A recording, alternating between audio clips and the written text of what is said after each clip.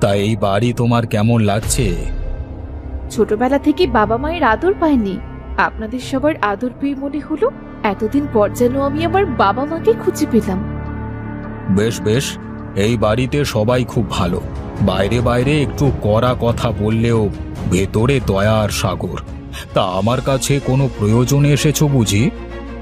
হ্যাঁ মহারাজ, আপনার সাথে আমার কিছু কথা ছিল। বলো। কথাগুলো কেবল শুধু আপনাকেই বলতে চাই, দয়া করে প্রহরীদের বাইরে যেতে বলবেন। নিশ্চয়ই।